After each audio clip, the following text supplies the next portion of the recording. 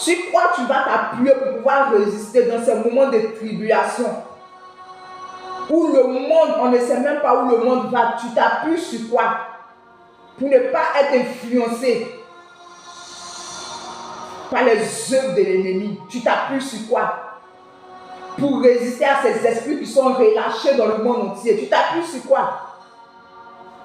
Tu t'appuies sur quoi pour maintenir ta foi? Tu t'appuies sur quoi? C'est cette question-là que je voudrais te poser, chrétien, enfant de Dieu, serviteur de Dieu. Et il y a d'autres serviteurs de Dieu, mais ils disent, eux, ils ne gênent pas. Eux, ils ne sont pas dans les gênes. Le jour où ils gênent, c'est qu'ils ont un problème. C'est qu'il y a quelque chose qui ne va pas dans leur ministère. C'est là qu'ils vont se mettre à gêner. Enfant de Dieu, on ne gêne pas parce qu'on a un problème.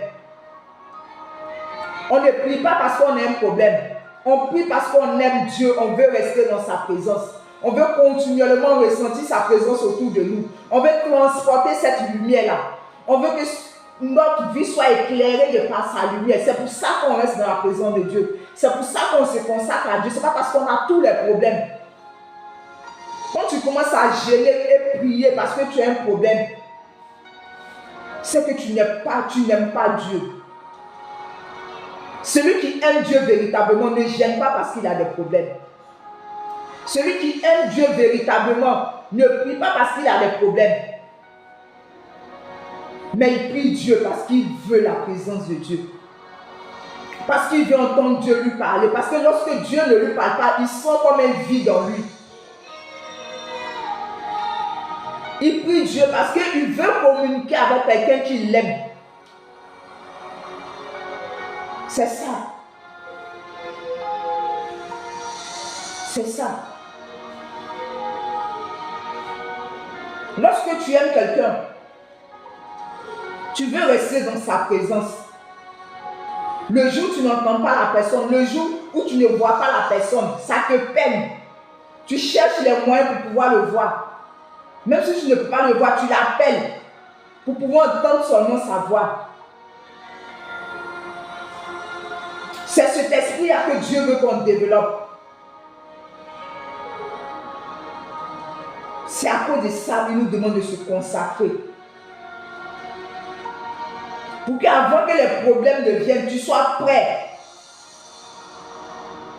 Quand tu es prêt, quand tu t'es préparé dans la consécration, lorsque les problèmes viennent, ça ne peut pas t'atteindre. À moins que ce soit Dieu qui ait établi. Ça ne peut pas t'atteindre. Parce que tu es déjà préparé. Tu es déjà préparé. Tu n'as même pas des situations où tu n'as même pas besoin de prier. Et ces choses viennent à toi. Il te suffit juste de penser. Il te suffit juste d'avoir envie de quelque chose pour que Dieu dispose. Pourquoi? Parce que tu as eu tellement l'habitude de lui parler que Dieu sait ce que tu veux. Il sait, il est toujours en communication avec toi. Donc il est informé de ta vie, il est informé de tout ce qui se passe dans ta vie. Tu n'as pas besoin de lui demander, tu n'as pas besoin de faire des efforts. Il sait et il agit.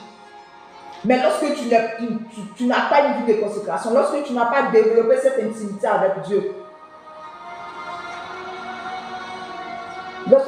quand les problèmes viennent, tu es obligé de prier, de crier.